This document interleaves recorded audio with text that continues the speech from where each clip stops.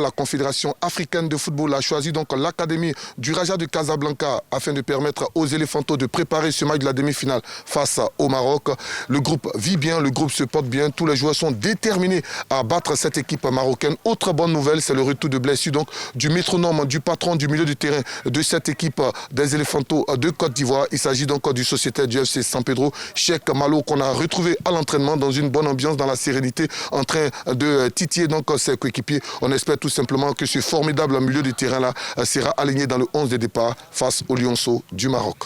Alors, Esso, dites-nous, est-ce que le Maroc est le favori dans cette opposition face à la Côte d'Ivoire ? Écoutez Jean-Baptiste, c'est vrai que le Maroc va évoluer donc dans son stade et poussé par son public, mais quand on regarde l'histoire des statistiques des confrontations directes entre les deux sélections, il n'y a pas photo. Les Éléphantos devraient pouvoir l'emporter. On se souvient encore de cette victoire en 2013 avec la génération Franck-Yannick Kessié à cette CAN marocaine en demi-finale, victoire 2-1. Après donc sur rendez-vous, il y a eu le mondial à Montaigu en France, victoire des Éléphantos 1-0. Il y a eu également un tournoi organisé par la FIFA, le tournoi donc de développement de talent. Ici donc au Maroc en 2023, victoire écrasante des Éléphantos 6-0 avant donc l'acte 2 donc, de ce même tournoi en 2024 à Abidjan, victoire pour les Éléphantos donc de Baseliki Diabaté 2-0.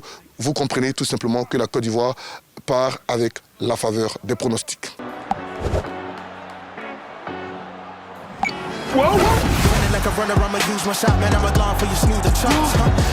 Flow hard, I'm not used to flopping, boy, I'm hot, need a fuse to pop.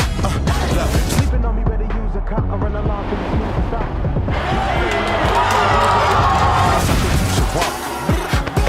Paris sur Betclic et Joe dans le game.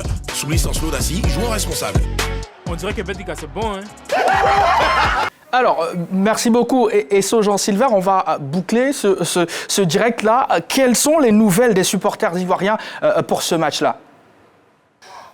Je peux vous rassurer, Jean-Baptiste Assouan, les Éléphantos ne seront pas du tout orphelins dans cette bataille face aux Lionceaux du Maroc, comme ce fut le cas lors des matchs de poule et celui du quart de finale face à cette équipe des Lionceaux du Sénégal. Eh bien, on nous annonce plusieurs cas pour ce match face au pays hôte, le Maroc.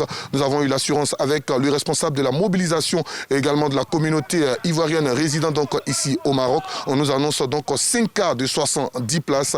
C'est bon pour épauler les éléphants. Et quand on sait que la Côte d'Ivoire est championne en termes de mobilisation, on espère tout simplement que ces supporters-là vont jouer leur rôle, vont permettre donc à leurs ambassadeurs sur la pelouse d'être galvanisés, d'aller chercher cette place en finale.